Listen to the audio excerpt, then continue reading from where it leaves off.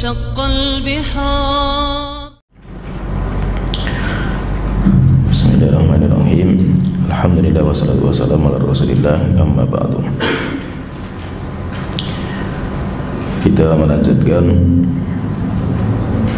kitab Syarh Sunnah yang ditulis oleh Imam Al-Barbahari rahimahullah ta'ala.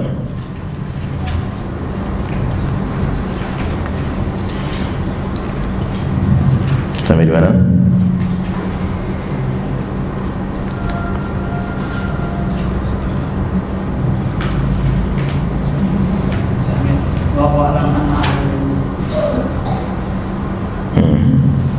Gerak. Habis gerak boleh. Bismillah. Assalamualaikum warahmatullahi wabarakatuh.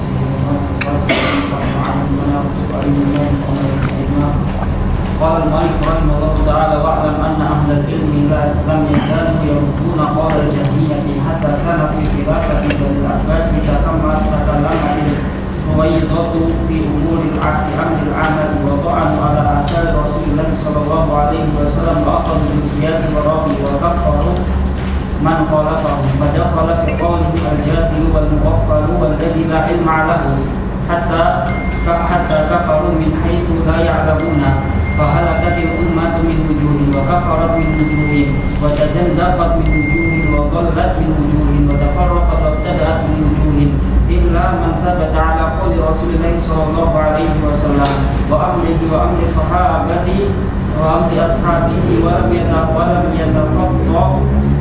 يتخطى أحدا منهم ولم يجاوز أمرهم ووسعهم ولم يرغب عن طريقتهم ومذهبهم وعلم أنهم كانوا على الإسلام الصحيح والإيمان الصحيح فقلدهم دينه واستراح وعلم أن الدين إنما هو بالتقليد والتقليد لأصحاب محمد صلى الله عليه وسلم.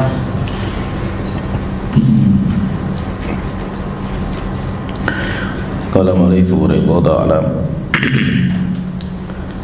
wa alam rahimakallahu, ketahuilah semoga Allah Ta'ala merahmatimu,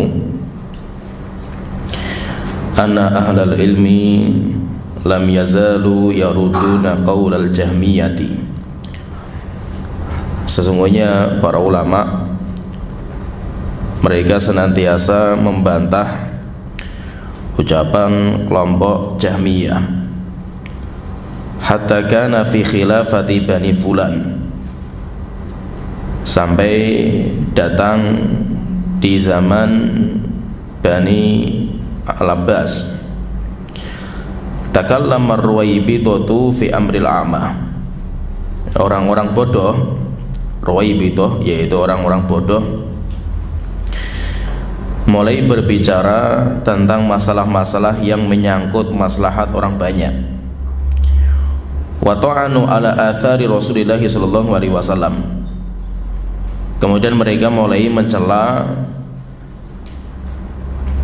hadis-hadis Rasulullah sallallahu alaihi wasallam. Wa akhadhu bil qiyasi war ra'yi, dan mereka memilih untuk mengambil qiyas, analogi, war ra'yi, dan pendapat akal. Wa kaffaru man khalafahum, dan mereka mengkafirkan siapa saja yang menyelisih mereka. Wa dakhala fi qawlihim al-jahilu wal mughaffalu walladzi la ilma lahu, akhirnya masuk dalam akidah mereka orang-orang bodoh, orang-orang yang lalai dari agama, dan orang-orang yang tidak punya ilmu. Hatta kafaru min haitsu la ya'lamun, sampai akhirnya mereka kufur di mana mereka tidak sadar. Fahalakatil ummatu min wujuhin, dan umat hancur dari bermacam-macam cara. Wa kafarat min wujuhin, dan mereka umat juga kufur dari bermacam-macam sisi. Wa tazandaqat min wujuhin, dan ada di antara mereka juga yang zindik, yang menjadi orang munafik. Wa dhallat min wujuh, dan tersesat. Wa tafarraqat wa btada'at min wujuh, dan mereka juga bercerai-berai dan membuat bid'ah di dalam agama. Illa man thabata ala qauli Rasulillah sallallahu alaihi wasallam, kecuali orang yang masih tegar di atas sabdanya Rasulullah sallallahu alaihi wasallam, wa amrihi, dan perintahnya, wa amri ashabihi, dan perintah para sahabat. Walam yukhatti ahadan minhum, dan orang yang tidak pernah menyalahkan seorang pun dari sahabat. Walam yujawiz amrohum, dan tidak pernah melampaui perkara mereka. Wa wasi'ahum ma wasi'ahum, dan merasa cukup, dan dia merasa cukup apa-apa yang telah merasa cukup para sahabat. Walam yarghab an tariqatihim wa madhhabihim, dan tidak benci terhadap metode mereka dan mazhab mereka, yaitu metode sahabat. Wa alima annahum kanu 'alal islami sahih, dan dia mengetahui bahwasanya para sahabat mereka di atas Islam yang benar. Wal imani sahih, dan di atas iman yang benar. Faqalladahum dinahum wastaraha, dan orang itu mengikuti mentaklid kepada para sahabat dalam urusan agama.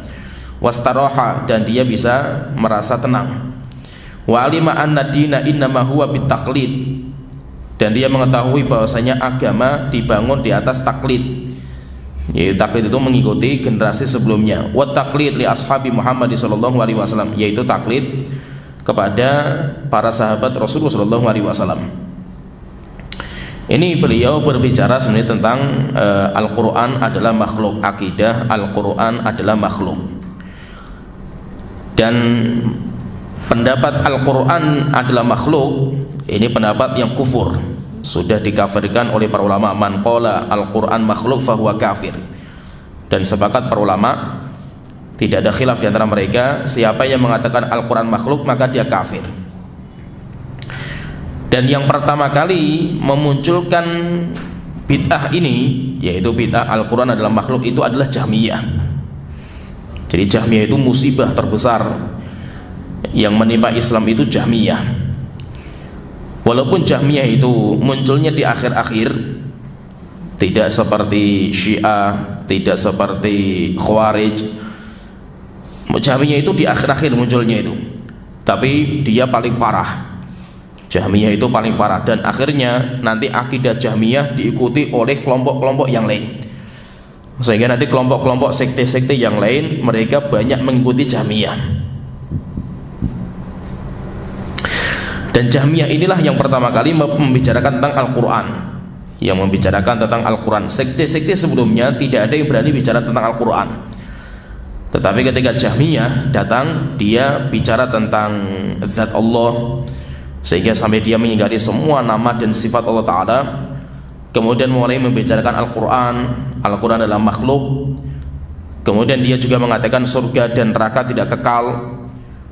Kemudian Jahmiyah juga dia mengatakan bahwa kita itu dipaksa oleh Allah dengan takdirnya, sehingga akidah Jabariyah itu yang memunculkan seperti ini semuanya Jahmiyah. Sehingga Jahmiyah itu musibah terbesar yang menimpa Islam, itu Jahmiyah.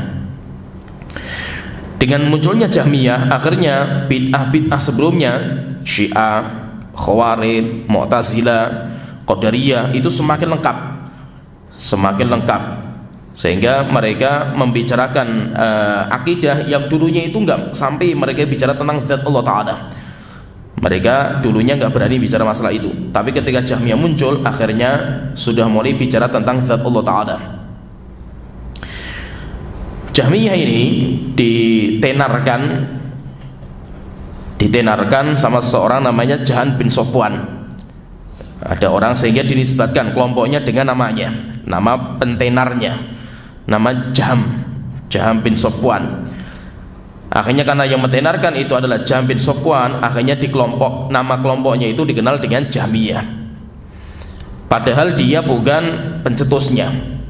Pencetusnya itu gurunya dia meninggal dunia, dihukum mati, tapi mazhabnya belum tersebar, akidahnya belum tersebar, dan nanti yang akan menyebarkan itu muridnya, namanya Jaham ini. Sehingga nanti setelah itu dikenal dengan kelompok Jahmiyah, karena yang mentenarkan adalah Jaham. Gurunya itu yang memunculkan pertama kali itu gurunya itu yang memunculkan pertama kali akidah ini, namanya Ja'ad bin Dirham. Yaitu gurunya namanya Ja'ad bin Dirham. Tapi Ja'ad bin Dirham dia meninggal dunia, dihukum mati sama Khalid Al-Qisri. Dihukum mati ketika hari raya Idul Adha, dimana ketika Idul Adha beliau mengatakan, yaitu pemimpin itu mengatakan, wahai manusia, ya ayyuhan nas, dhuhu taqabbalallahu dhuhayakum. Setelah khutbah Idul Adha, beliau mengatakan, wahai manusia, sembelihlah korban kalian setelah ini. Semoga Allah menyembelih korban kalian. Fa inni mudhhin bi Ja'ad bin Dirham. Karena hari ini saya akan menyembelih orang namanya Ja'ad bin Dirham. Karena dia tidak mengakui Allah menjadikan Nabi Ibrahim sebagai Khalil, dan Allah tidak pernah menjadikan Nabi Musa sebagai Kalim. Akhirnya dia turun dan waktu itu disembelih, Ja'ad bin Dirham disembelih. Sehingga ketika meninggalnya Ja'ad bin Dirham, akidahnya belum tersebar. Cuma rupanya dia itu punya murid. Rupanya dia punya murid. Muridnya inilah yang nanti akan menyebarkan dan mentenarkan, sehingga murid ini dinisbatkan kepada kelompoknya. Jadi kelompoknya itu dinisbatkan kepada nama murid, sehingga dinamakan dengan Jahmiyah. Dan Jahmiyah ini ketika awal muncul dibantah habis sama para ulama, sampai akhirnya ditingkatan dikafirkan, sehingga sampai nanti Jahm bin Sufyan pun dihukum mati juga. Cuma biasanya itu kata para ulama mengatakan, al-qaul la yamutu bi mautil qail. Jadi ada sebuah kaidah, itu kaidah dalam usul fikih, dan rupanya seperti itu juga kenyataannya itu. Yaitu apa kaidahnya? Al-qaul la yamutu bi mautil qail. Ucapan, pendapat tidak akan mati dengan matinya orang yang berpendapat. Walaupun orangnya yang berpendapat itu sudah meninggal, tapi pendapatnya masih tetap ada. Pendapatnya tidak bisa dimatikan. Demikian juga kelompok Jahmiyah. Walaupun Ja'ad bin Dirham sudah dihukum mati, Jahm bin Sufyan juga dihukum mati, tapi pendapatnya sudah tersebar, sehingga akidahnya tidak mati dengan matinya orangnya. Akhirnya tersebar kemana-mana, sampai akhirnya nanti pada ikut-ikutan mengatakan Al-Quran makhluk, seperti Mu'tazilah. Mu'tazilah muncul lebih awal, karena Mu'tazilah munculnya di zaman tabi'in, dimunculkan sama Wasil bin Atha, itu yang memunculkan, itu zaman tabi'in. Sedangkan Jahmiyah tidak. Jahmiyah bukan di zaman tabi'in, zaman setelahnya. Tetapi karena akidah Jahmiyah itu akidah paling mengerikan, akhirnya banyak yang mengikuti. Nanti pengikut Jahmiyah itu banyak sekali. Dan Jahmiyah itu yang memiliki usul-usul Ahlul Bidah. Jadi hampir semua usul-usul Ahlul Bidah itu semuanya mencetuskan Jahmiyah. Nah nanti Jahmiyah ini ketika dia memunculkan Al-Quran makhluk, waktu itu tidak ada yang percaya, yaitu dibantah habis. Tapi apa, pendapat ini akan diwariskan sampai menunggu saatnya untuk bertelur. Akhirnya sampai di zaman Al-Ma'mun, zaman rajanya itu namanya Al-Ma'mun. Al-Ma'mun itu di zamannya Imam Ahmad bin Hanbal. Di zamannya Imam Ahmad bin Hanbal di Baghdad. Al-Ma'mun ketika dia naik menjadi raja, membunuh kakaknya namanya Al-Imam, anaknya Harun ar-Rasyid. Jadi Harun ar-Rasyid meninggal dunia, diganti dengan putranya yang paling tua namanya Al-Imam. Nanti Al-Imam dibunuh sama adiknya namanya Al-Ma'mun. Lah Al-Ma'mun ini nanti yang menjadi musibah paling besar menimpa Islam. Dia ketika menjadi pemimpin, dia dekat sama seorang ulamanya Jahmiyah namanya Bishr al-Mirisi. Dia juga mengatakan Al-Quran makhluk. Akhirnya dia itu meracuni pendapat pemimpin raja. Diracuni sama dia sampai akhirnya rajanya itu ikut-ikutan meyakini Al-Quran adalah makhluk. Setelah itu diajak diskusi rajanya itu. Bagaimana dengan orang yang tidak mau mengikuti pendapat kita? Orang yang tidak mau mengatakan Al-Quran makhluk, bagaimana hukum mereka? Kafir. Disepakati hukumnya kafir. Terus bagaimana kita Anda sebagai pemimpin melihat masyarakat kafir? Akhirnya dibikin sebuah undang-undang resmi negara yang memaksa masyarakat untuk mengatakan Al-Quran makhluk. Terus dibuat lagi, apa hukumannya bagi siapa yang tidak mengikuti akidah ini? Maka disepakati hukumannya mati. Dihukum mati. Akhirnya terjadilah goncang politik yang ada di Baghdad, di ibu kota negara waktu itu. Maka banyak ulama-ulama yang keluar dari Mesir. Di antara yang keluar adalah Imam Syafi'i rahimahullah ta'ala. Sehingga Imam Syafi'i walaupun beliau mendapatkan zaman ini, tapi beliau bebas. Beliau bebas sampai akhirnya Imam Syafi'i pindah ke Mesir. Jadi yang membuat kenapa Imam Syafi'i itu hijrah ke Mesir, yaitu sampai beliau itu pindah ke Mesir karena kondisi politik ibu kota yang kacau gara-gara masalah ini. Akhirnya beliau itu pindah ke Mesir. Kemudian nanti di Mesir beliau ketemu dengan banyak ulama lagi, belajar lagi sampai akhirnya nanti beliau punya qaul jadid, ucapan baru, sampai akhirnya nanti Imam Syafi'i meninggal dunia. Sedangkan Imam Ahmad enggak, Imam Ahmad tetap di situ karena Imam Ahmad orang Baghdad, beliau orang Irak. Beda dengan Imam Syafi'i. Imam Syafi'i kan beliau kan orang aslinya orang Mekah. Beliau aslinya orang Mekah, cuma bapaknya itu sudah biasa safar, sehingga bapaknya itu pindah ke Gaza ketika Imam Syafi'i belum dilahirkan. Nanti Imam Syafi'i umur 2 tahun, setelah itu bapaknya meninggal, Imam Syafi'i balik. Setelah itu nanti pindah ke Madinah, kemudian pindah ke Yaman, pindah di mana-mana. Dan Imam Syafi'i biasa seperti itu. Maka Imam Syafi'i itu ketika terjadi pergolakan politik ini yang ada di Baghdad, maka beliau memilih untuk hijrah, pindah ke Mesir, sampai akhirnya nanti beliau meninggalnya di Mesir. Sehingga Imam Syafi'i itu beliau tidak sampai membahas masalah-masalah seperti ini. Nah itu kalau kita lihat ya, fahami ya, kalau kita baca sejarah, dari 4 mazhab, 4 ulama mazhab yang kita kenal, Imam Abu Hanifah, Imam Malik, Imam Syafi'i, Imam Ahmad, mereka dalam masalah akidah sama. Mereka dalam masalah akidah sama, kecuali dalam satu masalah saja, dan itu khilaf juga di antara para ulama, apakah perbedaan itu lafzi atau hakiki, yaitu tentang musammal iman, penamaan iman. Iman itu apa yang dinamakan dengan iman? Jumhur, Imam Malik, Imam Syafi'i, Imam Ahmad, dan hampir semua ulama-ulama hadis mengatakan iman itu qaulun bil lisan wa amalun bil arkan wa i'tiqadun bil janan. Atau iman itu adalah qaulun wa amal, ucapan dan perbuatan. Nah, di sini Imam Abu Hanifah yang berbeda di sini. Cuma itu saja ya. Beliau mengatakan amal tidak masuk dalam musammal iman. Amal tidak masuk. Amal itu tidak dimasukkan. Kenapa tidak dimasukkan? Karena Allah sering membedakan antara iman dan amal. Innalladzina amanu wa amilus solihati, sesungguhnya orang-orang yang beriman dan beramal soleh. Berarti apa? Amal soleh itu beda dengan iman. Sehingga Imam Abu Hanifah mengeluarkan amal soleh tidak masuk dalam iman. Gara-gara mengatakan seperti itu, akhirnya beliau dijuluki dengan julukan Murji'ah. Tapi namanya Murji'atul Fuqaha, Murji'ah di kalangan ulama fikih, Imam Abu Hanifah ini. Cuma Imam Abu Hanifah juga berbeda dengan kelompok Murji'ah. Ada kelompok sendiri nanti, kelompok namanya Murji'ah. Kelompok namanya Murji'ah. Dan Murji'ah ini asalnya itu juga Jahmiyah. Jadi Jahmiyah itu hampir semua asal ahlul bidah itu Jahmiyah nanti, pondasi asalnya itu. Termasuk Murji'ah. Termasuk Murji'ah. Itu Jahmiyah juga. Jahmiyah punya pendapat juga di situ. Tapi pendapatnya paling parah Jahmiyah itu. Yang dia mengatakan iman itu cuma makrifah. Iman itu adalah makrifat. Kamu ya'rifu rabbak, kamu mengetahui Allah, kamu sudah beriman. Itu paling parah Jahmiyah dalam bab ini. Jadi Imam Abu Hanifah beda dengan Jahmiyah yang lain. Kelompok Jahmiyah beda. Kenapa? Karena kalau kelompok Jahmiyah itu la yadurru ma'al imani maksiyatun. Maksiat tidak memadratkan iman. Kama la yazidu at-ta'ah, kama la yanfa'u ta'ah bil iman. Sebagaimana ketaatan juga tidak bermanfaat untuk iman. Jadi kalau kelompok namanya Murji'ah, kelompok Murji'ah, dan Murji'ah nanti bertingkat-tingkat.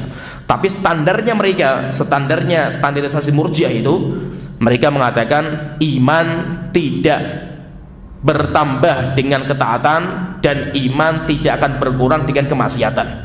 Sehingga apa? Orang mau bermaksiat kayak apapun tidak mengurangi iman. Maka sampai mereka mengatakan imannya Jibril, imannya Nabi Muhammad, sama imannya pelacur sama. Karena iman itu satu, syai'un wahid. Iman itu satu. Siapa yang sudah masuk sama semuanya. Itu kata kelompok namanya Murji'ah. Imam Abu Hanifah tidak mengatakan seperti itu.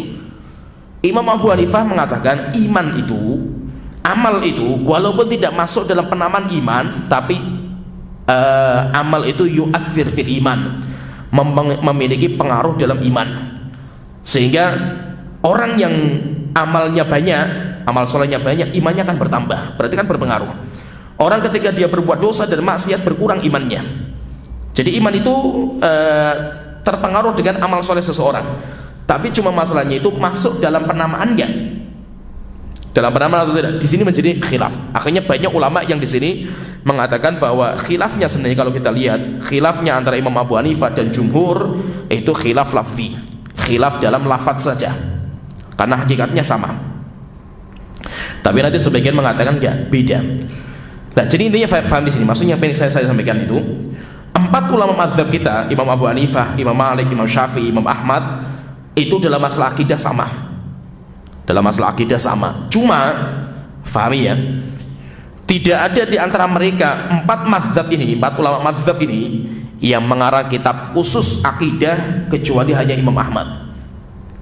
Kecuali hanya Imam Ahmad, kitab namanya Ushulus Sunnah. Imam Syafi'i nggak ada. Kita cari tulisan-tulisan Imam Syafi'i khusus membahas akidah, nggak ada. Kebanyakan Imam Syafi'i itu musnad. Beliau pun kita punya masalah hadis, kemudian juga masalah fikih, kemudian masalah usul fikih. Kalau kitab usul fikihnya mu'tamad, malah menjadi pelopor. Kitab namanya Ar-Risalah. Tapi yang menjadi aneh di sini itu kenapa Imam Syafi'i, Imam Malik, Imam Abu Hanifah tidak mengarang kitab masalah akidah? Imam Abu Hanifah ada kitab dinisbatkan kepada beliau namanya kitab Fiqhul Akbar. Fiqhul Akbar bicara masalah Fiqhul Akbar itu iman, masalah iman. Beda dengan Fiqhul Asghar. Kalau Fiqhul Asghar itu masalah ibadah, yaitu masalah fikih biasalah, dinamakan Fiqhul Asghar. Tapi penisbatan kitab itu kepada Imam Abu Hanifah dhaif. Penisbatannya itu dhaif, sehingga kitab itu bukan karangan Imam Abu Hanifah. Yang menjadi masalah itu kenapa kok ulama-ulama kita itu marja dalam mazhab mereka tidak bicara masalah akidah? Kenapa yang bicara masalah akidah itu adalah Imam Ahmad bin Hanbal? Karena alasannya kata para ulama, karena ahlul bidah di zaman mereka minoritas. Fahami ya jawabannya. Sehingga kalau itu, apakah Imam Syafi'i itu nggak peduli dengan akidah sampai nggak punya kitab kalangan akidah?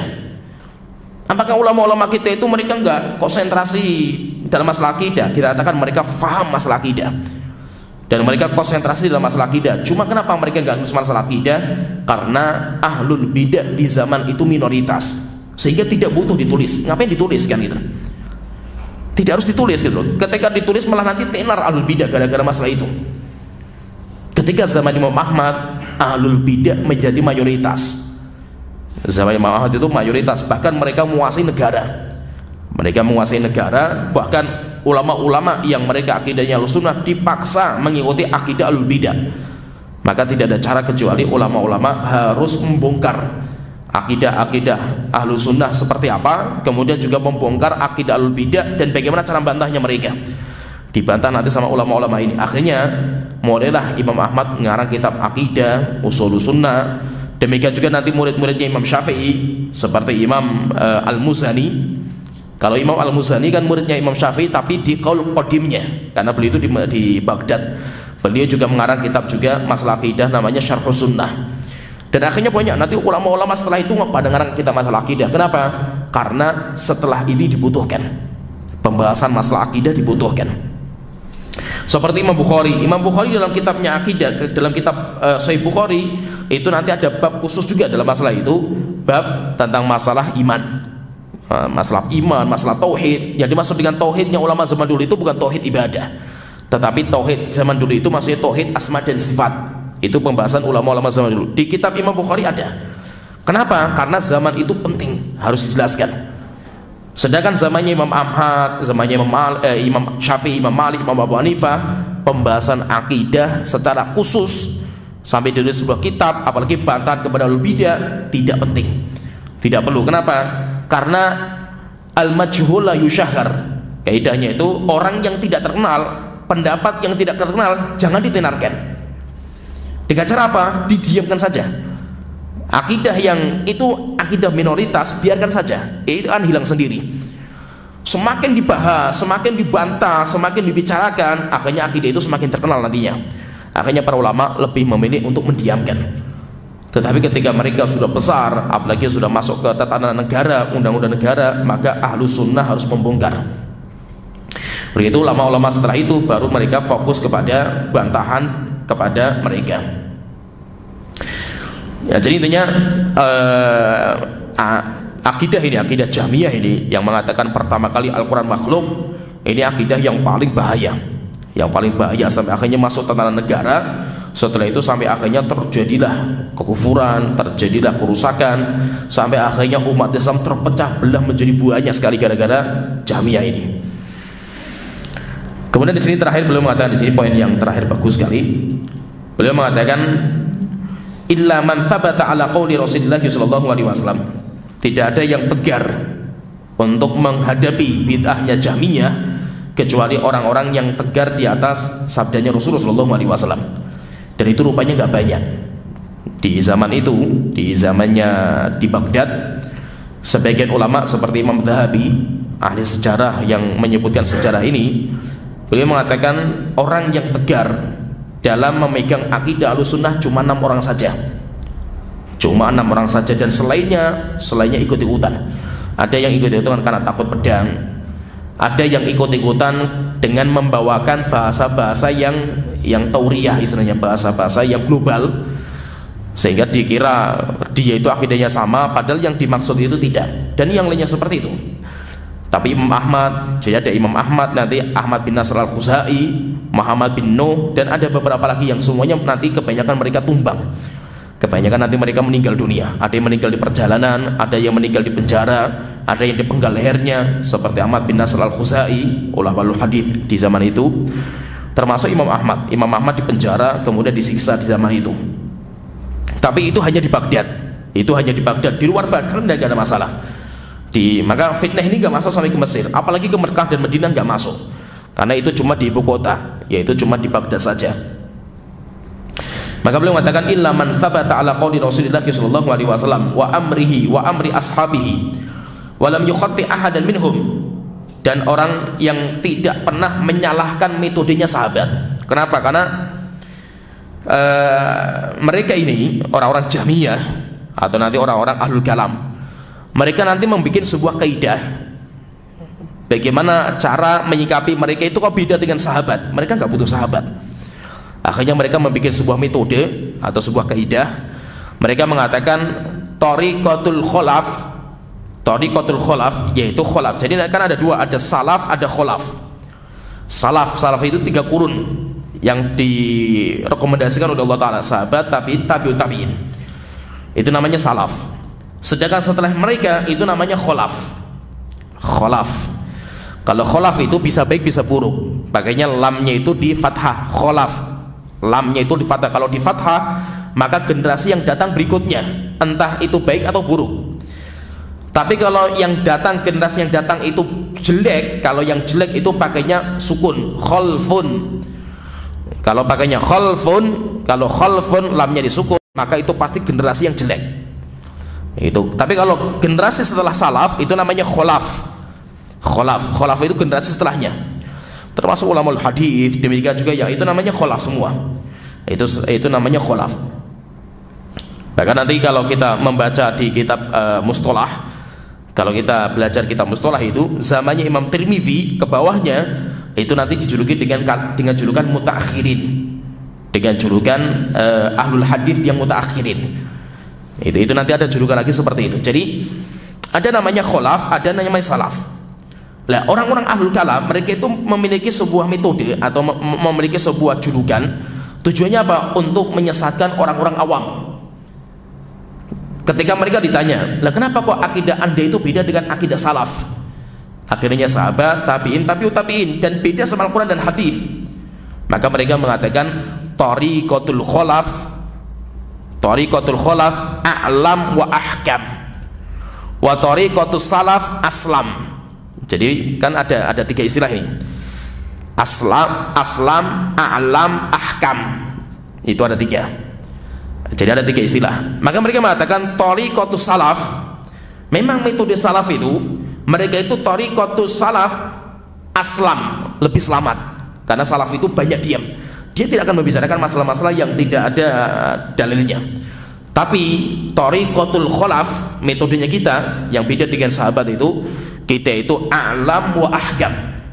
Kita lebih kuat ilmunya daripada salaf, dan kita lebih kokoh metode kaidahnya daripada salaf.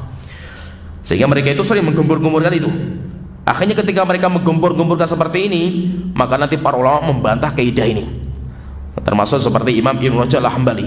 Bantahan yang paling bagus itu beliau punya kitab bagus sekali, namanya kitab Fadlu Ilmi Salaf ala Ilmil Khalaf. Kemuliaan ilmu salaf dibandingkan dengan ilmu khalaf.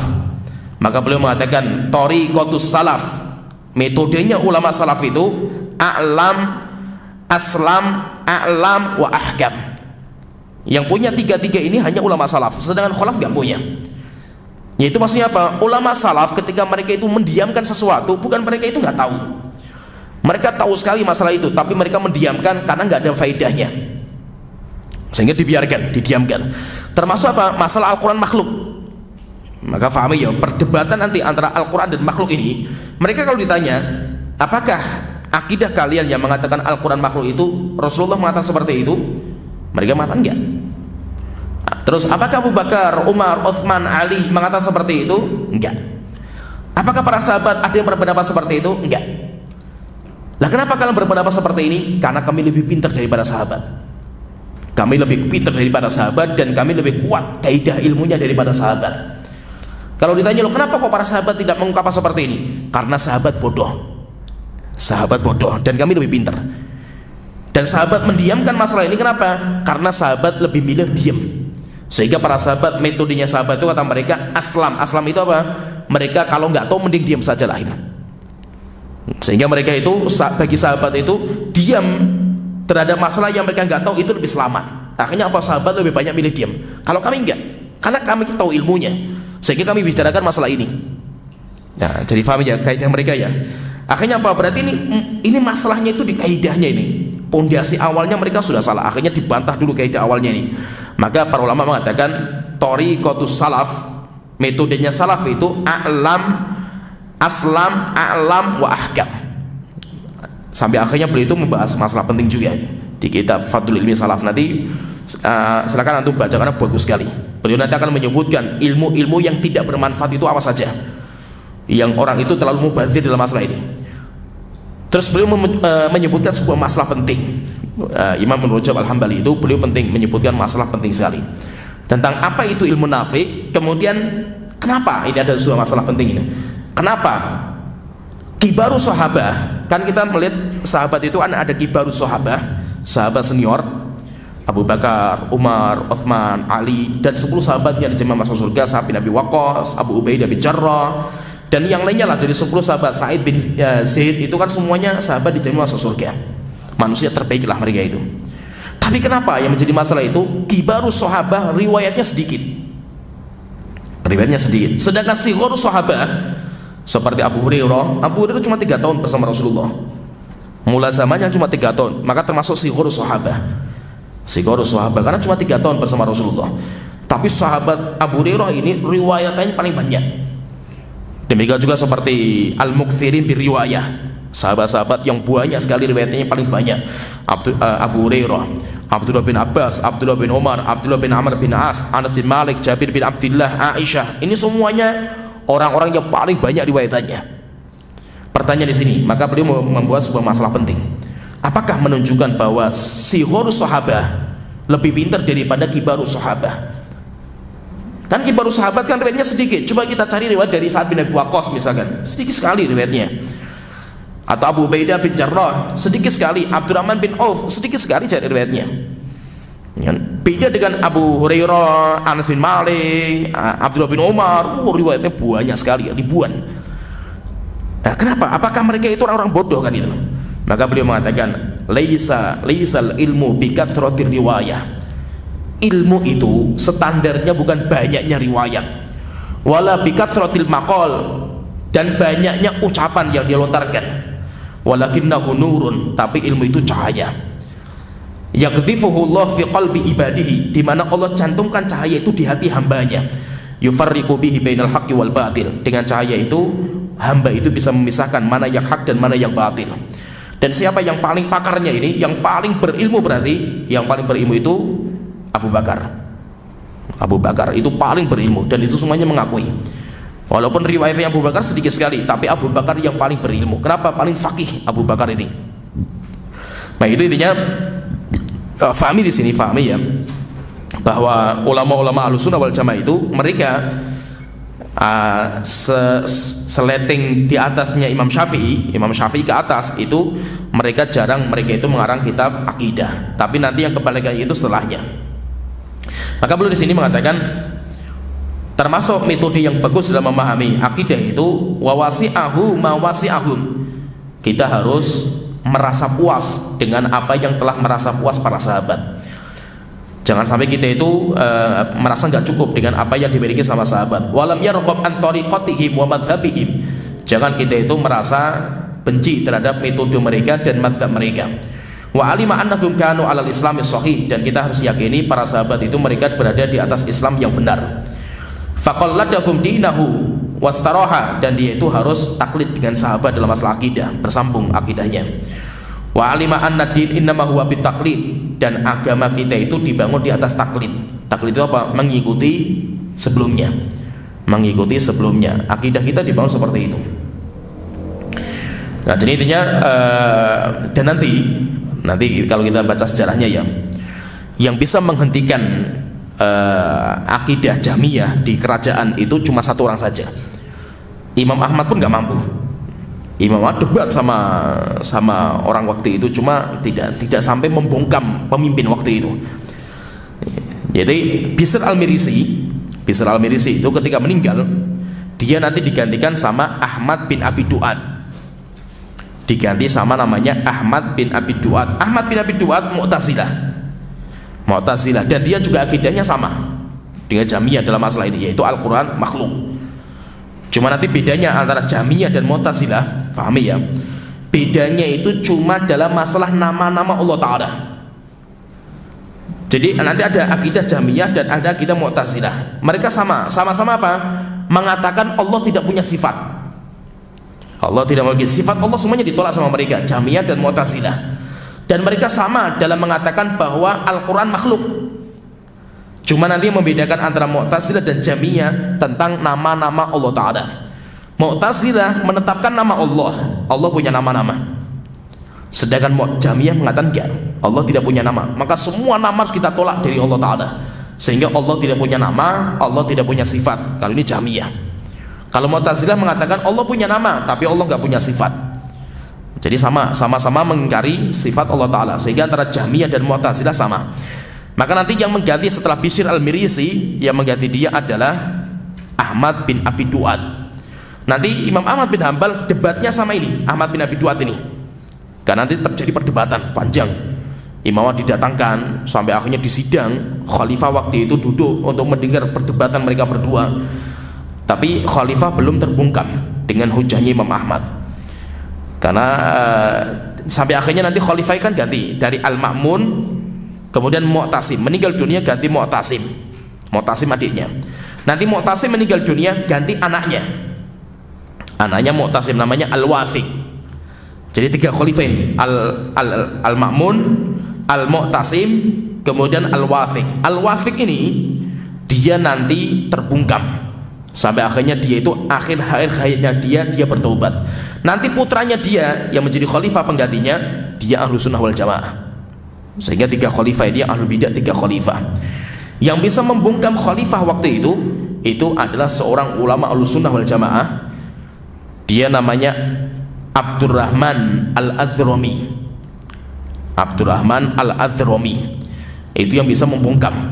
Sampai akhirnya bingung nanti Ahmad bin Abi Du'ad diem, tidak bisa membantah syubhat hujahnya beliau.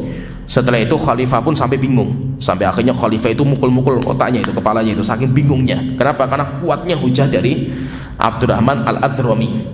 Dia tidak pakai dalil, dia cuma tanya sama Ahmad bin Abi Du'ad, Ahmad bin Abi Du'ad, saya pengen bertanya, akidah yang kamu paksakan ini, kamu punya akidah Al-Quran makhluk, dan kamu paksakan manusia untuk mengikuti kamu, dan siapa yang tidak ikut kamu kafirkan dan kamu bunuh. Saya tanya, apakah Rasulullah tahu? Apakah Rasulullah mengetahui akidah seperti ini? Dia mengatakan Rasulullah nggak tahu. Abu Bakar tahu nggak? Umar tahu nggak? Utsman tahu nggak? Ali tahu nggak? Ya, setelah itu mengatakan ini semua nggak tahu. Setelah itu dibantah lagi, mereka nggak tahu, kamu lebih tahu. Apakah kamu itu lebih pintar daripada mereka itu? Setelah itu coba kita ulang lagi. Enggak, mereka tahu. Mereka tahu. Saya itu tanya, mereka tahu dan mereka tidak pernah memunculkan dan tidak pernah mendakwahkan. Tapi kenapa kamu mendakwahkan dan memaksakan? Nah, akhirnya setelah itu dia mengatakan sebuah kalimat, sesuatu di mana Rasulullah nggak tahu, Abu Bakar tidak tahu, Umar nggak tahu, Ali nggak tahu, dan kamu lebih mengetahui. Apakah kamu menganggap agama kamu lebih hebat daripada agamanya Rasulullah SAW? Kalau seandainya kamu menganggap kamu lebih hebat daripada Rasulullah, maka celaka kamu ya Ahmad bin Abi Duat. Al-Luka bin Luka, kamu adalah orang paling hina dalam umat Islam ini, wahai Ahmad bin Abi Duat. Akhirnya setelah itu dia diam. Setelah itu Khalifah bingung juga. Akhirnya setelah itu Khalifah loncat dari singgasana. Setelah itu masuk kamar. Kemudian dia itu kayak orang stres, karena ini perdebatannya di hadapan Khalifah. Setelah itu akhirnya beliau itu meninggal, yaitu si Al-Wathiq ini meninggal. Apakah meninggal itu sudah taubat dari akidahnya itu tidak? Itu terjadi khilaf di antara para ulama. Tapi intinya beliau menyesal membuat akidah seperti itu sampai masuk di undang-undang. Setelah itu nanti Ahmad bin Abi Duat jatuh martabat dia. Akhirnya ketika diganti nanti sama putranya, akhirnya setelah itu baru diangkat, yaitu fitnahnya diangkat. Imam Ahlus Sunnah yaitu Imam Ahmad bin Hanbal setelah itu diangkat lagi, kemudian baru boleh menyampaikan ilmu lagi. Sehingga fitnah itu gak main-main. Nah itu kalau kita baca di sejarah ya, kata para ulama, kalau kita membaca sejarah itu nanti ada 3 zaman di mana Islam itu melewati zaman ini dengan berat sekali. Kalau bukan Allah yang menjaga Islam, hancur mungkin Islam itu di 3 zaman ini. Yang pertama zamannya Abu Bakar, dinamakan dengan Zamanur Riddah.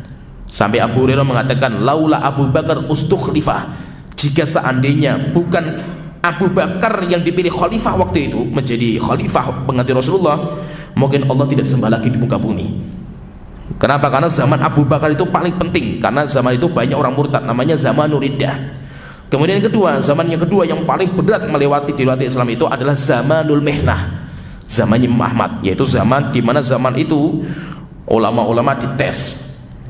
Kalau Allah tidak menjaga, yaitu Allah tidak menjaga Islam dengan Imam Ahmad waktu itu yang tegar, sampai Imam Ahmad dipenjara, dicambuk, sampai Imam Ahmad tidak boleh menyampaikan ilmu. Kalau Imam Ahmad nggak tegar waktu itu, habis, mungkin Islam sudah nggak ada lagi.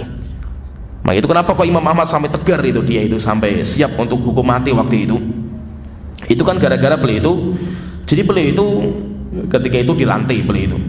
Setelah itu disuruh datangkan ke kerajaan beliau itu. Akhirnya di tengah jalan itu beliau didatangi sama seorang pejabat kerajaan. Dia datang kepada Imam Ahmad, kemudian mengabari Imam Ahmad, sebenarnya saya berat menyampaikan informasi ini kepada engkau, tapi ini informasi penting saya ingin sampaikan, yaitu khalifah raja sudah menyiapkan pedang untuk menebas leher kamu. Dan itu sudah siapkan, yaitu tinggal menunggu kamu datang, tebas leher kamu itu. Akhirnya Muhammad bergetar waktu itu. Setelah itu beliau itu berdoa, wahai Tuanku, janganlah saya ketemukan dengan orang yang hina seperti ini, yaitu wafatkan dia sebelum saya ketemu dengan dia. Akhirnya benar, orang itu rajanya meninggal dunia. Imam Ahmad belum sempat ke khalifah waktu itu, ke kerajaan. Nah ketika Imam Ahmad dibawa ke terus itu, Imam Ahmad itu ketemu dengan seorang badui. Ucapan badui itu yang membuat kokoh Imam Ahmad sampai dia rela mengorbankan dirinya untuk menjaga akidah Ahlussunnah wal Jamaah. Maka dia boleh datang orang badui menasihati Ahmad bin Hanbal, sekarang Islam ini di pundak kamu, karena kamu itu sekarang menjadi ulamanya, Islam di pundak kamu. Maka jika semua orang muslim murtad gara-gara ucapan Al-Quran makhluk, maka semua yang menanggung dosanya kamu di hari kiamat. Kamu yang menanggung dosanya. Mungkin kamu mengatakan Al-Quran makhluk supaya kamu bebas lah itu, kamu bebas dari penjara, bebas dari siksaan. Akhirnya apa? Masyarakat semuanya kufur dan kamu nanti yang menanggung dosanya di hari kiamat. Maka wahai Imam Ahmad, saya nasihatkan, tegar kamu di atas fitnah ini, kamu harus tegar. Kenapa? Karena kematian, rasa sakit itu cuma sebentar. Istilahnya kalau bahasanya Papa Tarab itu mengatakan sobro sa'ah, sabar sebentar sajalah itu. Kalau sampai kamu nggak kuat wahai Imam Ahmad, maka semua dosa kaum muslimin yang murtad semuanya kamu yang menanggung akibatnya. Akhirnya ucapan ini yang membuat tegar Imam Ahmad bin Hanbal. Tapi akhirnya qadar Allah, beliau tidak ketemu dengan Al-Ma'mun karena Al-Ma'mun meninggal dunia. Akhirnya beliau dipenjara. Setelah itu nanti diganti dengan Al-Mu'tasim. Al-Mu'tasim ini baru dia sadar, dikabari kalau ada orang yang dipenjari namanya Ahmad bin Hanbal. Akhirnya didatangkan, sudah tua.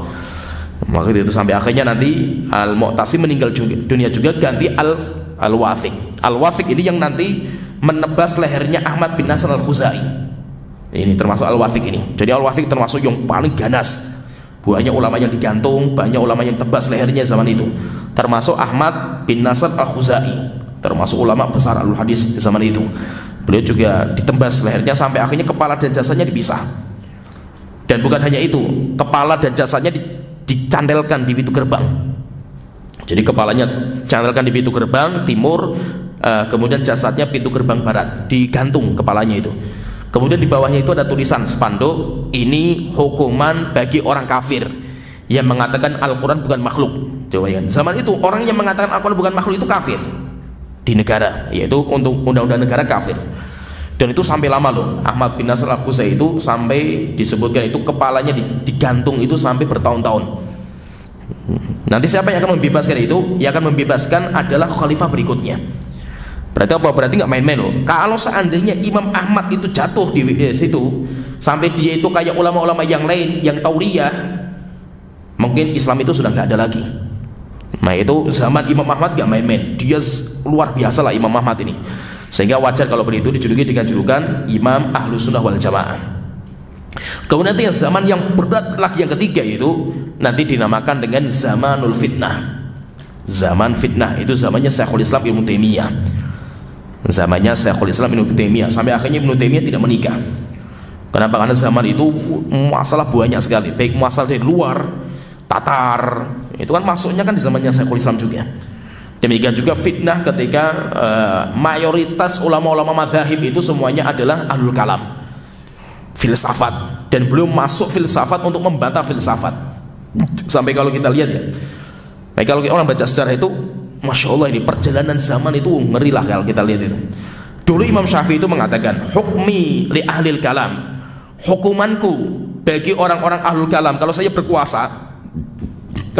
berkuasa dan saya itu menjadi pemimpin, kemudian saya itu menetapkan hukuman bagi orang yang belajar ilmu kalam. Apa hukumanku itu? Dia itu diikat tangan dan kakinya, taruh di atas keledai, kemudian diarak dengan wajahnya itu ditaruh di belakang. Kata Imam Syafi'i, diarak di jalan-jalan, dilempari pakai batu, pakai pelepah kurma, pukuli pakai sandal. Katakan kepada orang-orang seperti ahlul kalam itu, ini hukuman bagi orang-orang yang meninggalkan Al-Quran dan hadis dan lebih memilih kepada pendapat otak manusia.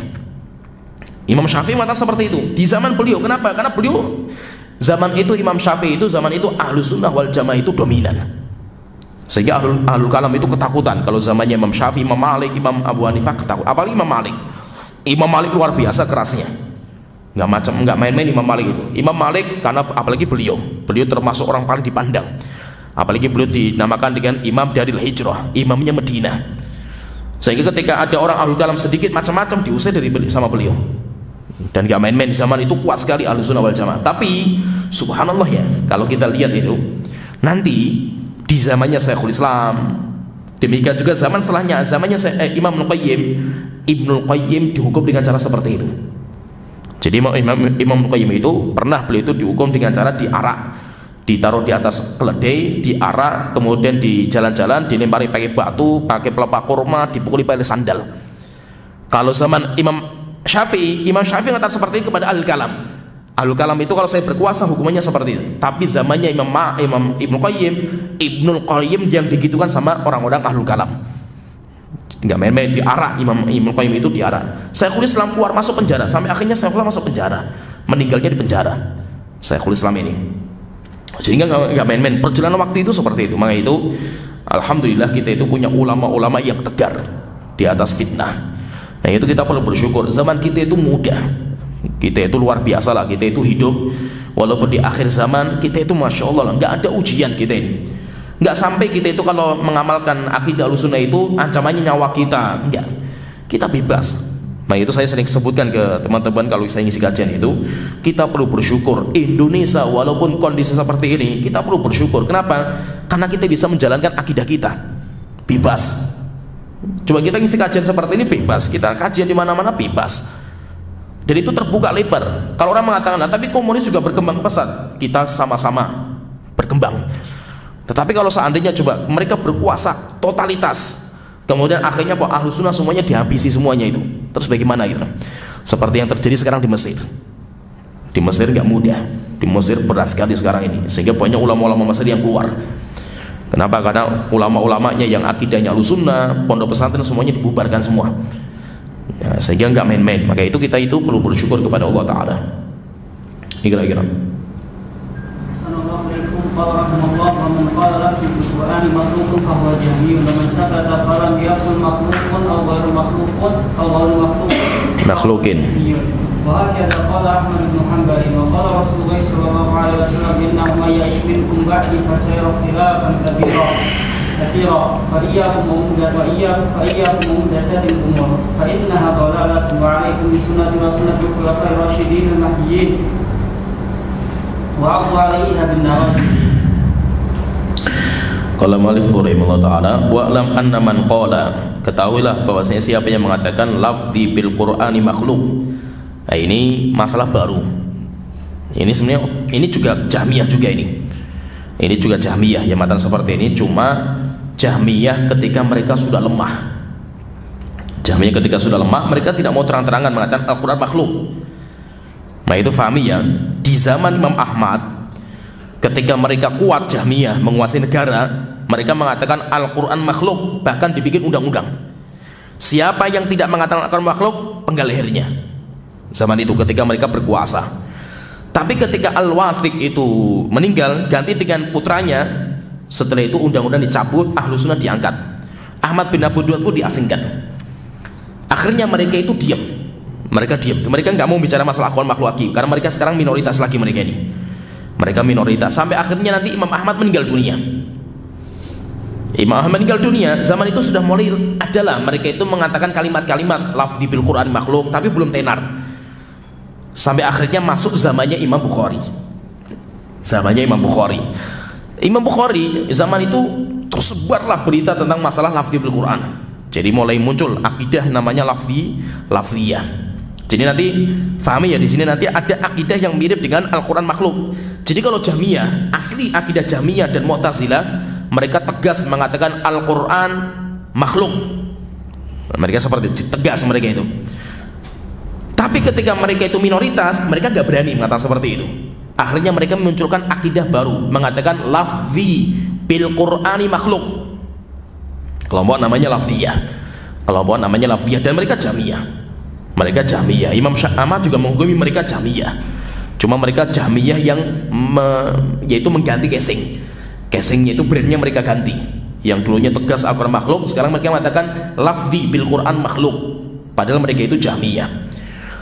Lah akhirnya di zaman Imam Ahmad, mulainya sama Imam Bukhari, Imam Al-Muzani, Imam Bukhari itu mulai terkenal lah masalah itu. Lah sampai ini cerita ya. Sampai orang-orang zaman itu kalau menuduh orang lain dengan akidah yang menyimpang itu dituduh dengan julukan lafziyah. Jadi masih gini, ada dua ulama, masih banyak sih sebenarnya itu. Cuma kalau saya lihat itu paling terkenal itu dua ulama yang difitnah masuk dalam akidah lafziyah. Yang pertama Imam Bukhari. Kemudian yang kedua Imam Al-Muzani. Ya, antum kalau belajar fikih Syafi'i, itu Imam Al-Muzani itu masyhur karena beliau termasuk perawi atau murid seniornya Imam Syafi'i rahimahullah taala. Bahkan ketika Imam Syafi'i meninggal dunia, beliau punya wasiat terakhir mengatakan sebuah ucapan paling bagus sebelum meninggal itu, masalah akidah. Itu beliau ucapkan detik-detik kematian beliau, dan itu yang menyebutkan Imam Al-Muzani. Karena Imam Muzani menghadiri wafatnya Imam Syafi'i. Dekat sekali kalau sama Imam Syafi'i, dekat sekali Imam Al-Muzani ini. Imam Al-Muzani juga dituduh sebagai lafziyah juga. Kenapa? Karena gini. Jadi Imam Syafi'i itu ada ulama gurunya sendiri yang hasad sama Imam Bukhari. Sampai akhirnya intinya gini, Imam Bukhari itu beliau itu wibawanya luar biasa. Padahal beliau itu masih muda. Beliau itu ya masa itu bukan orang-orang yang sudah senior, bukan. Akhirnya ketika gurunya menyampaikan ilmu, datang Imam Bukhari, mesti semuanya ketakutan karena wibawanya Imam Bukhari. Akhirnya beliau ditanya, Bukhari, bagaimana pendapat kamu tentang lafzi bil Quran? Maka beliau mengatakan, enggak, saya enggak mau jawab. Ini pertanyaan apa ini? Imam Ahmad saja enggak pernah ditanyakan seperti ini gitu. Akhirnya setelah itu apa? Gara-gara beliau itu mengucapkan kalimat-kalimat seperti ini, berarti kamu itu lafziyah. Akhirnya apa? Dicap sebagai lafziyah, orang yang memiliki akidah yang menyimpang. Setelah itu diusir. Beliau diusir dari situ. Jadi ada gurunya sendiri ulama Ahlussunnah juga. Cuma memang beliau itu hasad sama Imam Bukhari itu masyhur. Hasadnya beliau sama Imam Bukhari itu masyhur. Namanya Imam Adz-Dzuhli. Jadi hasad sampai akhirnya nanti Imam Bukhari diusir. Setelah itu kata beliau, siapa yang mengikuti Bukhari keluar dari majelis saya, termasuk nanti Imam Muslim. Imam Muslim pun keluar.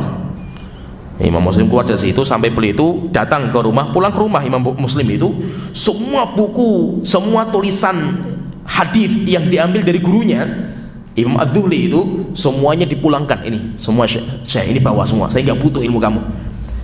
Semuanya dikembalikan kitabnya itu, yaitu tulisan-tulisan hadis yang Imam Muslim belajar sama gurunya.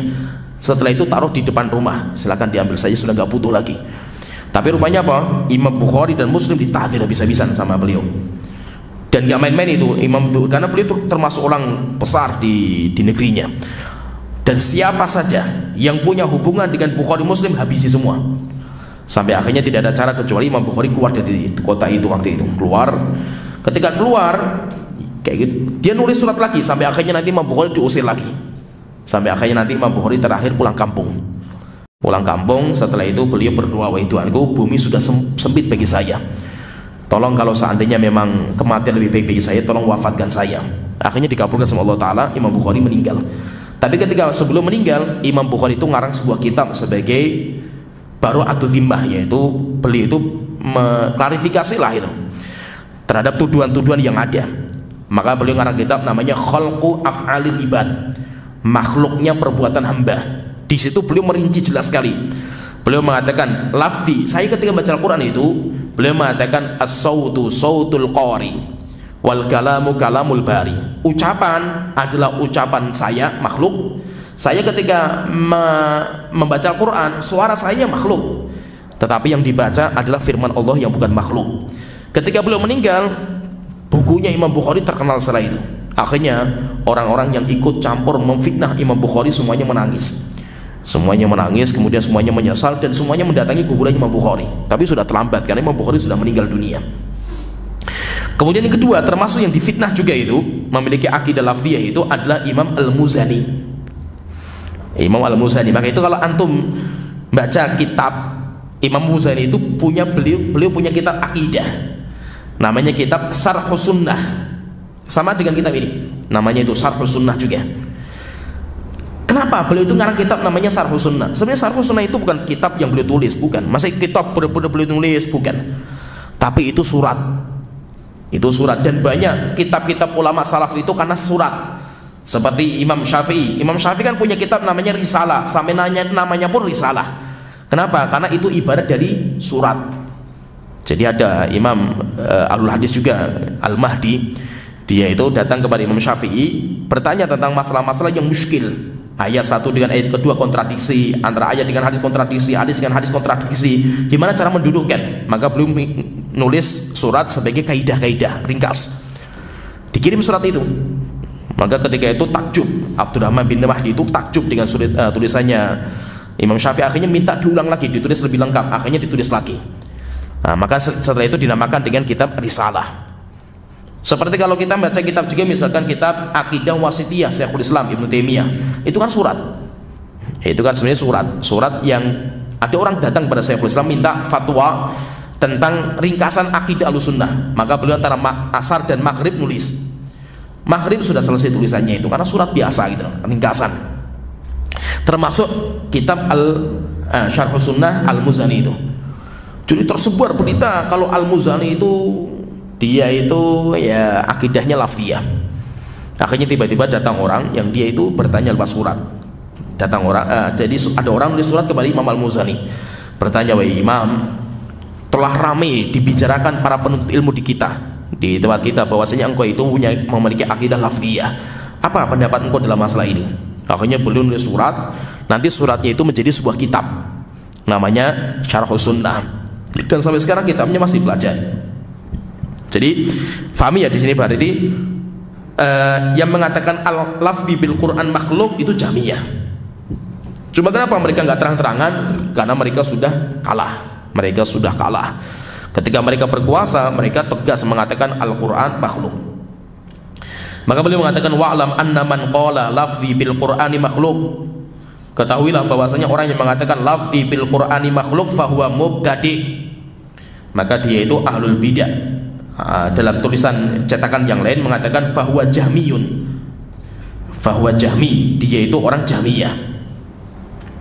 Itu di beberapa tulisan yang lain, yaitu Syarhus Sunnah Al-Barbahari di cetakan yang lain.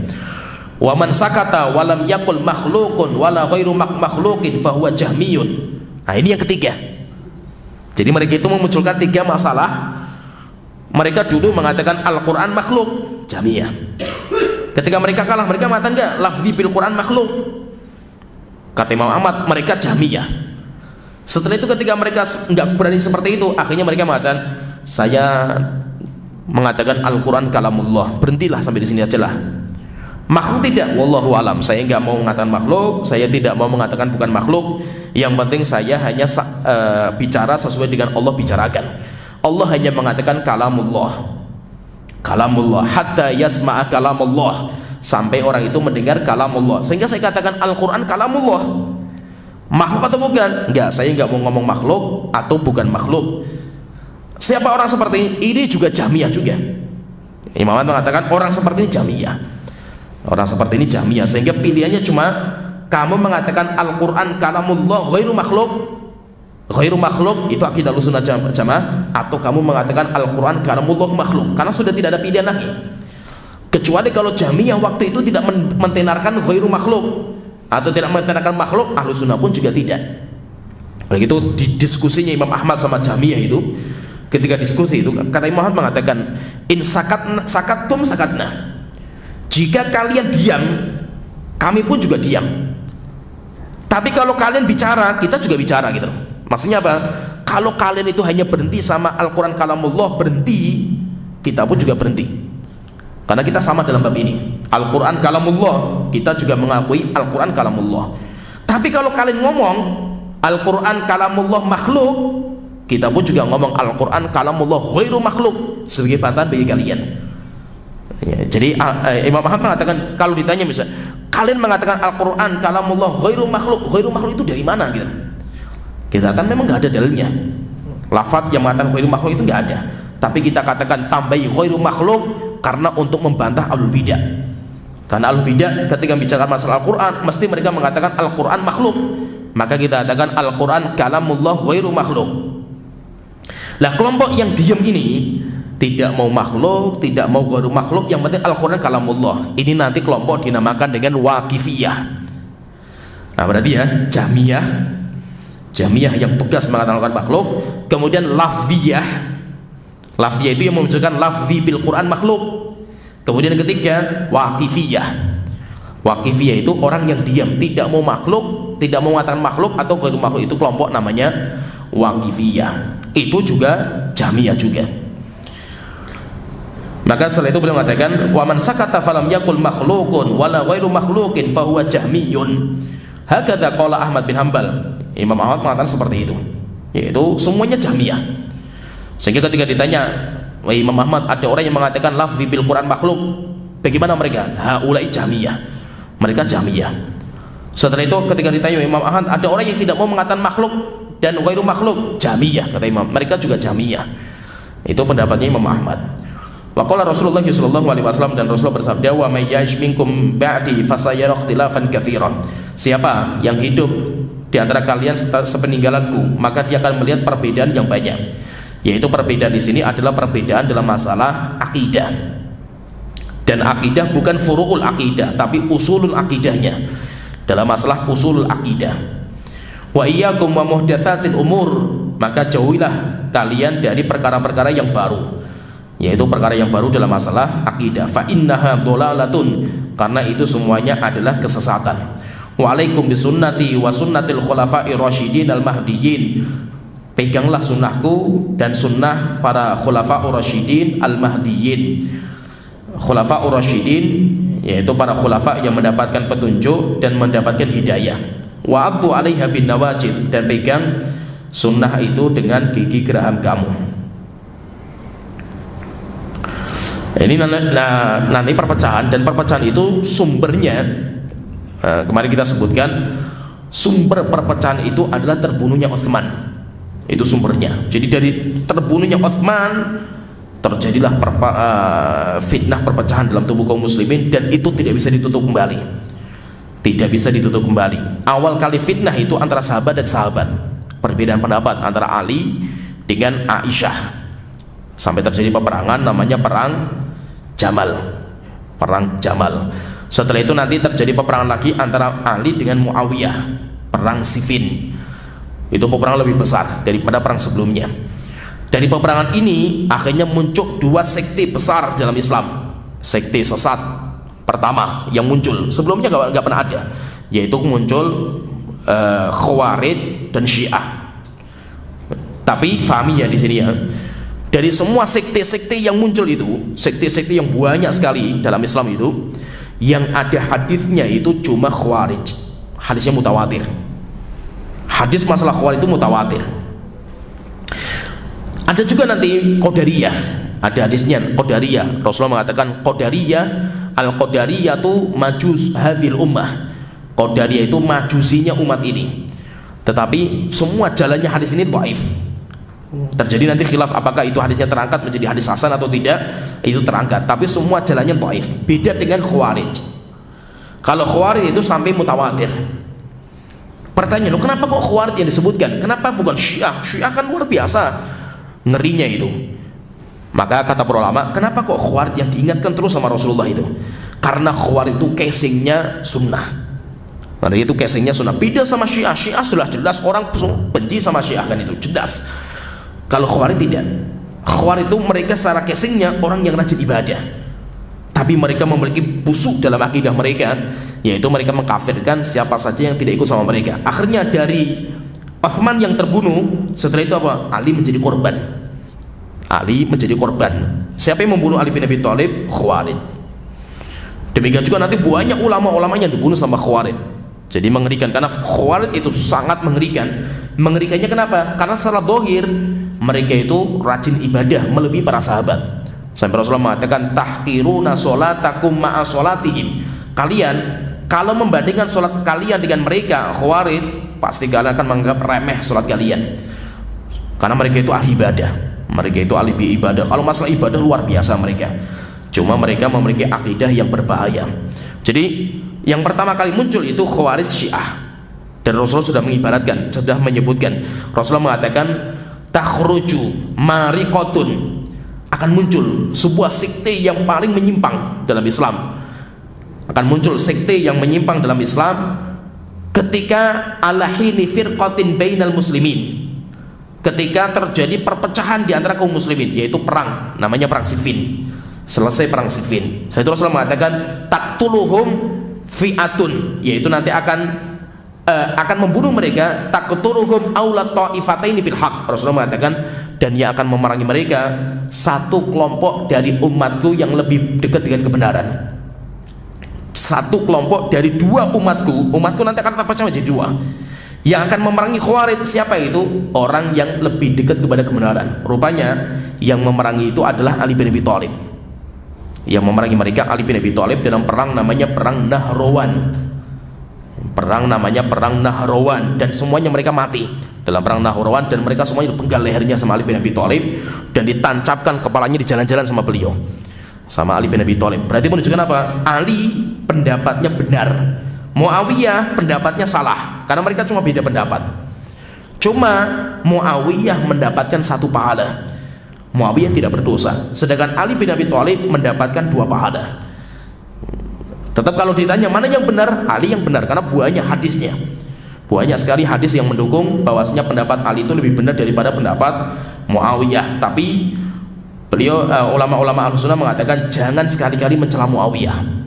Kenapa? Karena itu mereka berdua itu ibaratnya idza hakamal hakim fajtahada, jika seorang hakim berhukum dan dia sudah berijtihad, fa asaba, kemudian benar hukumnya, maka falahu ajran, dia memiliki 2 pahala. Fa in aqta'a, kalau salah, falahu ajrun, dia punya 1 pahala. Dia mendapatkan 1 pahala dan dosanya dicabut, dia nggak punya kesalahan. Nah, itu kata para ulama sepakat. Nanti ulama sahabat setelah perang Siffin, mereka semuanya sepakat kullu damin muhraqin, kullu dam, semua darah yang tertumpahkan semuanya hadar. Hadar itu tidak diakui. Tidak diakui, sehingga tidak ada namanya kisos, tidak ada namanya, itu nggak ada. Karena kenapa? Kan perang antara Muawiyah dan Ali itu kan dahsyat gitu. Perang Siffin itu ngeri, korbannya banyak sekali. Saking banyaknya korban yang meninggal dunia itu sampai 1 kuburan isinya 40 jasad. Saking banyaknya. Terus bagaimana sikap kaum muslim setelah itu? Sepakat bahwasanya setiap darah yang tertumpahkan hadar, tidak diakui. Sehingga tidak ada nanti menuntut darah, kemudian kisos, kemudian bayar dendam, nggak ada. Kenapa? Karena kita anggap ini perang fitnah, yaitu perang fitnah, sehingga darah yang tertumpah dalam perang fitnah itu nggak diakui. Ya, jadi dari situ nanti terjadi perpecahan ini, akhirnya muncul Syiah Khawarij. Nanti berjalan waktu lagi, di akhir sahabat muncul kelompok namanya Qadariyah. Qadariyah yang disebutkan sama Rasulullah isyaratnya itu. Nanti sampai selesai masa sahabat selesai, 3 kelompok sesat yang keluar itu. Khawarij, Syiah zaman itu namanya Sabaiyah. Syiah Sabaiyah. Kemudian yang ketiga Qadariyah. Nanti zaman tabi'in muncul namanya Mu'tazilah. Nanti selesai masa tabi'in muncul lagi Jahmiyah yang paling mengerikan. Sekte Jahmiyah itu paling mengerikan. Nanti berjalan waktu lagi sampai imam madzhab selesai semua, Imam Abu Hanifah, Imam Malik, Imam Syafi'i selesai semua. Setelah itu baru nanti muncul Asy'ariyah. Asy'ariyah itu nanti, karena Asy'ariyah itu zaman setelah 4 madzhab itu. Setelah 4 madzhab. Jadi itu baru nanti muncul Asy'ariyah. Jadi jauh. Maka nanti apalagi nanti setelah itu muncul lagi Sufiyah nanti bermacam-macam lagi, muncul lagi kelompok macam-macam, banyak sekali nanti kelompok-kelompok itu. Jadi itu nanti kelompok-kelompok itu terjadi perpecahan karena memang sumbernya, kalau kata Imam Abu Hasan Al-Asy'ari, beliau mengatakan sumbernya itu karena terbunuhnya Utsman bin Affan. Dan Utsman bin Affan itu korban pertama kali, korban dari perperangan atau fitnah pertama kali itu Utsman bin Affan. Ya, sampai di sini pembahasan kita. Nanti pembahasan poin berikutnya masih masalah Jahmiyah lagi, masalah akidah Jahmiyah. Sampai di sini wa akhiru da'wana alhamdulillahi rabbil alamin. Muhammad wa ala alihi washabihi ajmain.